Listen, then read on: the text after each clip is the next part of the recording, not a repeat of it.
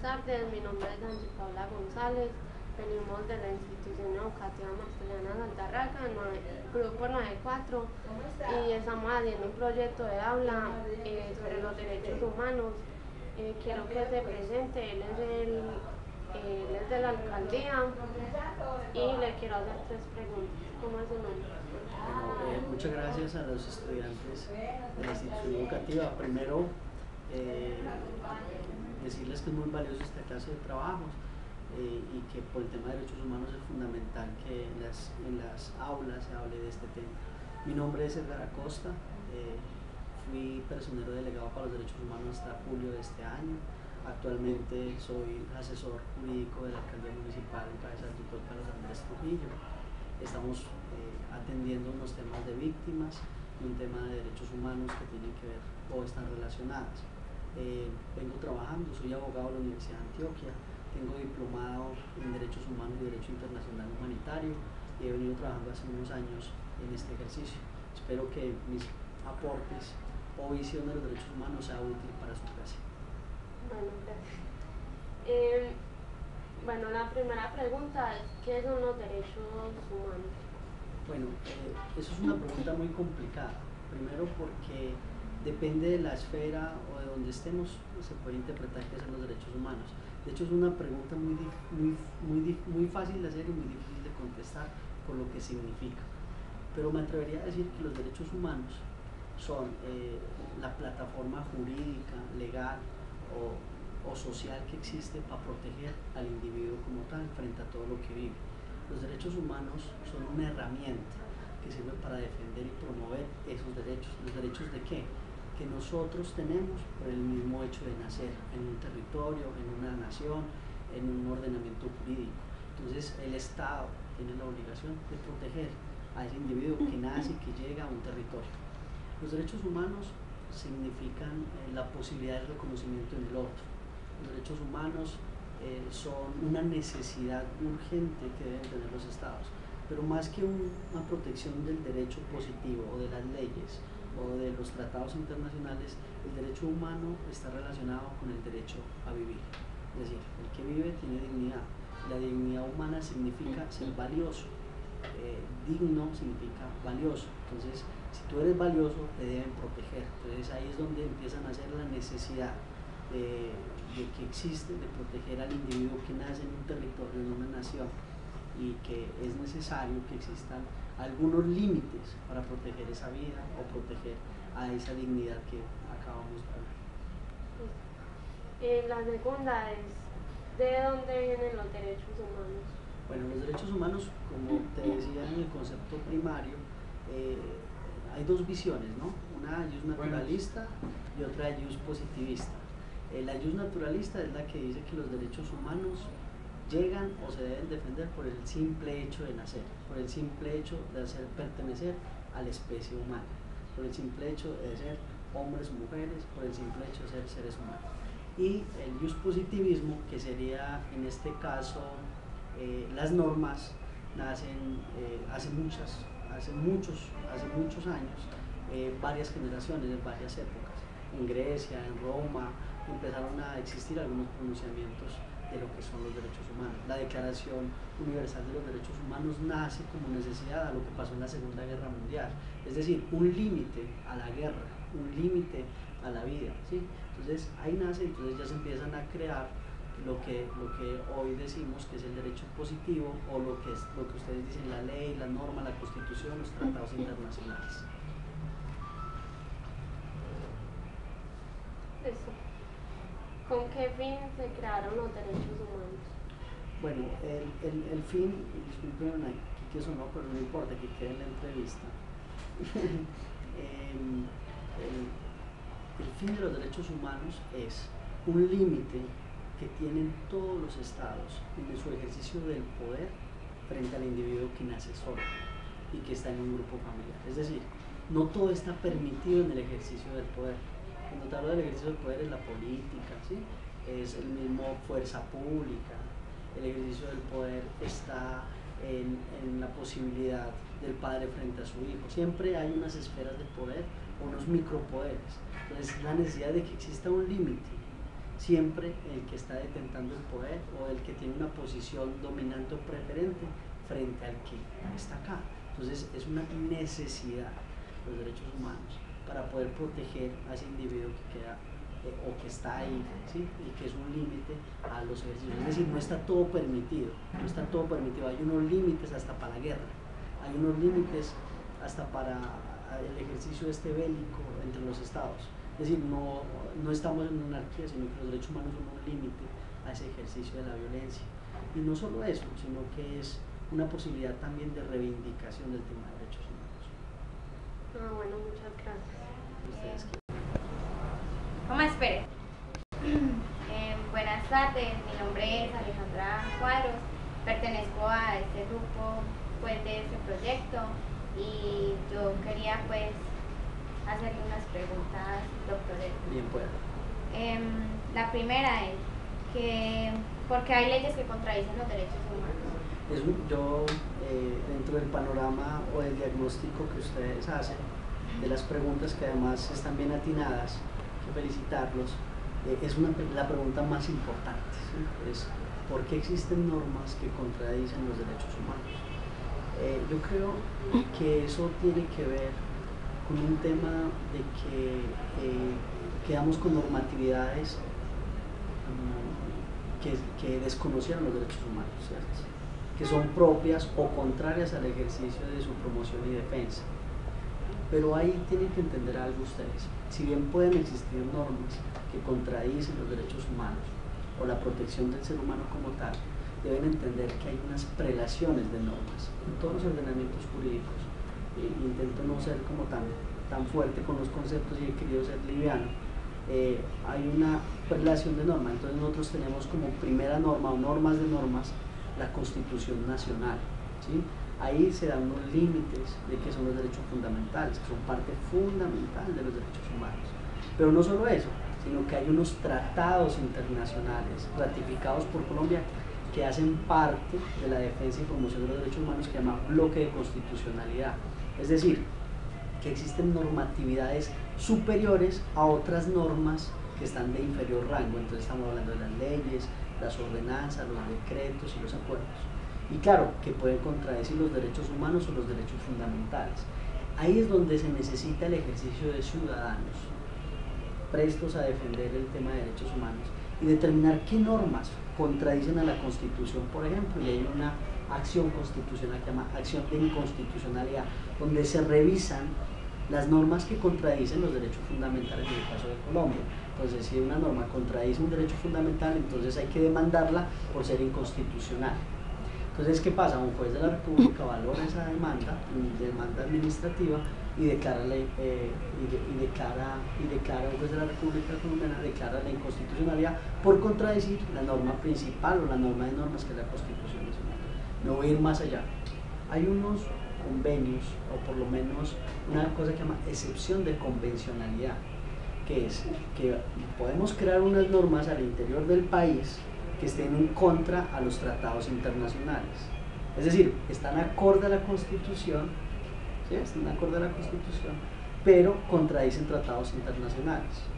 Entonces, cuando contradicen tratados internacionales, cualquier ciudadano puede decir, mire, esa norma que está en la Constitución contradice un tratado internacional, por eso haga un control de convencionalidad. Lo que estoy hablando es muy técnico, muy específico.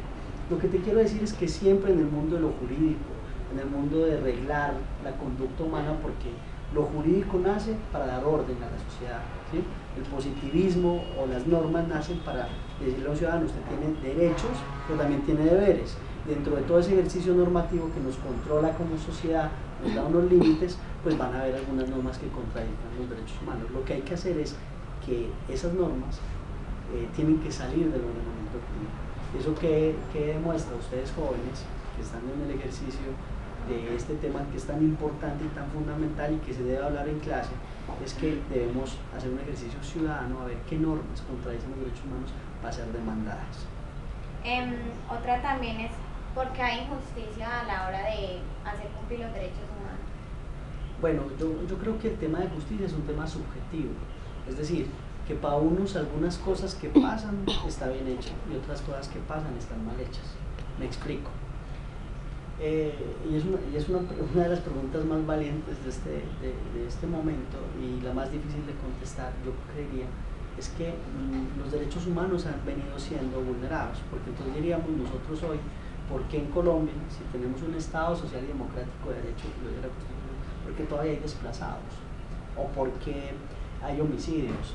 ¿O por qué existe ahorita masacres? ¿Por qué hay desaparición forzada? Entonces uno diría, porque el ser humano no ha entendido que por fuera de las normas falta un compromiso con la humanidad. Es decir, nosotros como individuos hemos renunciado a la esencia de vivir. ¿Y cuál es el primer principio que debe respetar su derecho fundamental? Que es la vida. Nosotros no tenemos límite a la vida. Hoy nosotros estamos en una sociedad indolente frente al tema de la vida. Pasa lo siguiente, les voy a ejemplarizar esa indolencia para ser un poquito más exactos. Cuando matan a alguien en la esquina de nuestra cuadra, decimos por algo de derecho, algo de derecho. Es decir, esa indiferencia hace parte de la vulneración de derechos humanos, porque nosotros no empezamos a entender que la vida se debe proteger por encima de toda situación. Los derechos humanos es una de las cosas más complicadas que hay, porque a veces parece que fueran contradictorias, pero lo esencial, cuando uno habla de derechos humanos, es a defender la vida del ciudadano, hacer cosas para beneficiar a otros y lograr que exista una armonía en convivencia y tranquilidad. ¿Sí?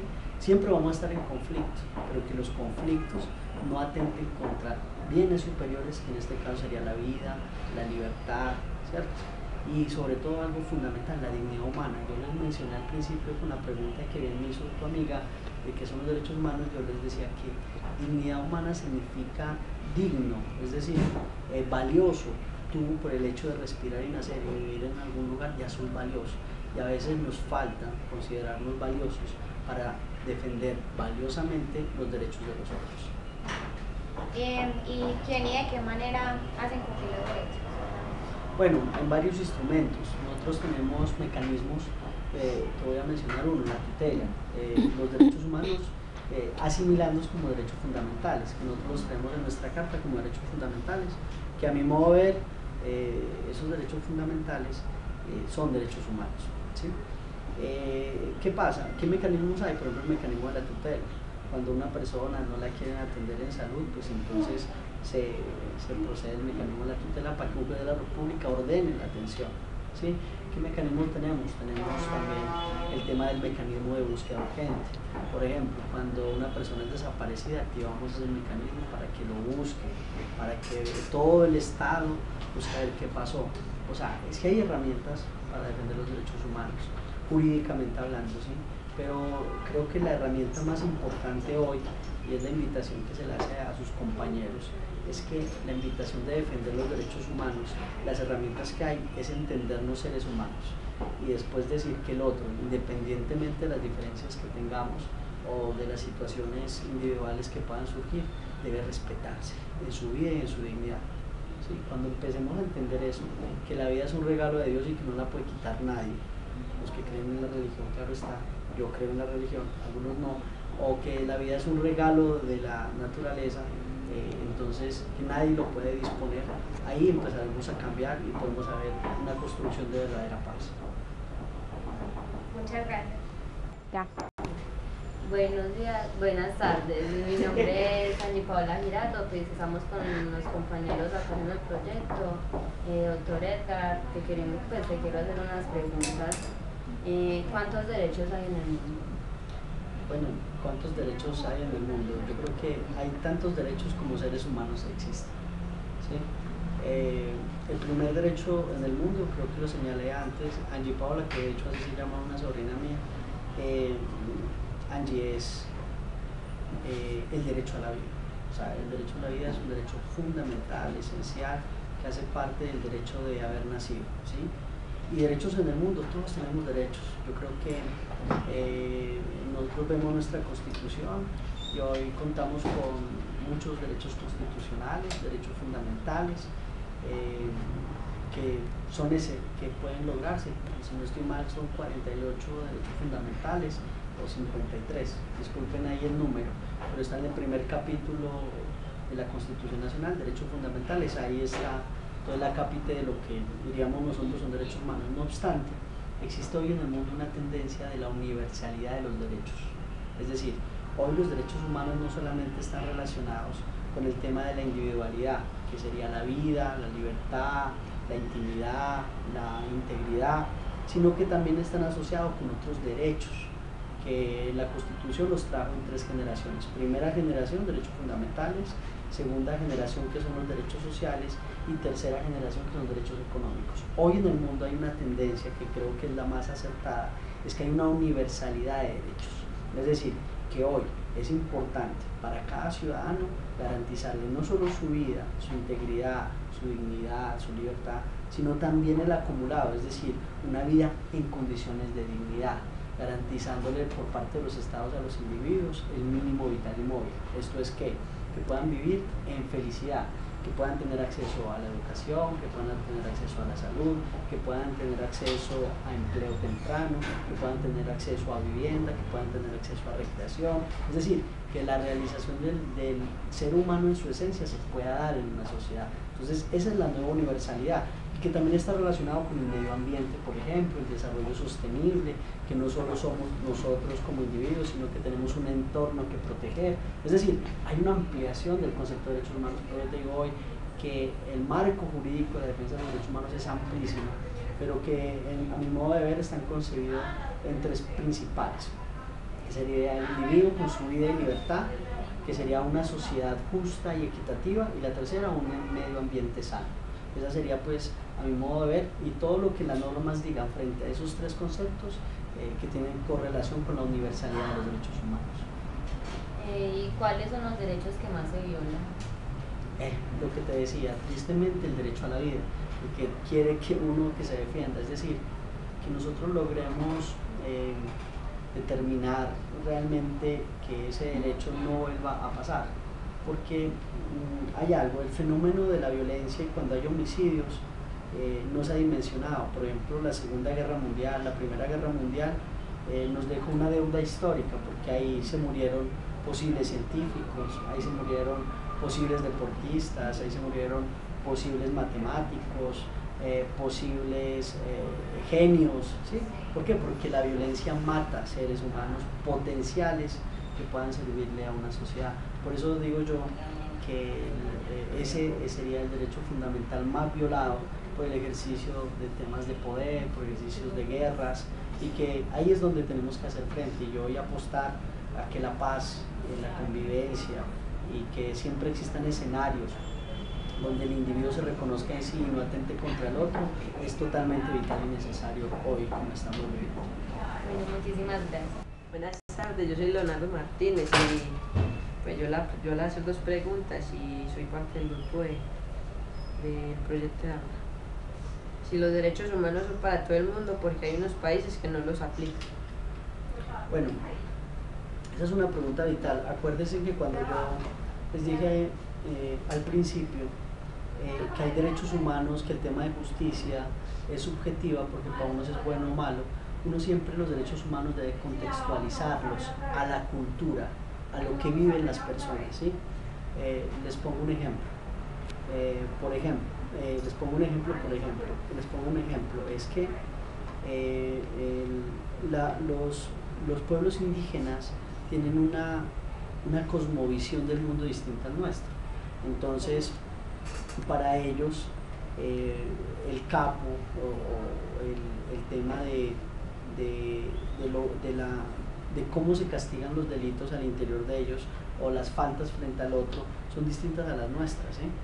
Y por ejemplo está el tema de enterrar a una persona por 3 días dentro de la comunidad, y es el castigo, ¿sí? O si hubo un homicidio, a pagar económicamente con tierras, con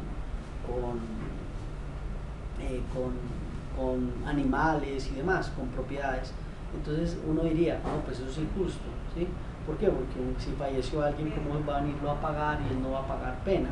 Porque nosotros pensamos así, es decir, nosotros siempre que hay un homicidio decimos que ojalá pague cárcel, porque esa es la sociedad que tenemos, pero ellos no, ellos hablan de que siempre hay un palabrero allá, de que no se rompa el tejido social, es decir, allá no importa, bueno, el homicidio ocurrió, lo que vamos a hacer es que ese homicidio no rompan la convivencia que hay acá. Entonces más vale indemnizar a la familia que castigar a la persona.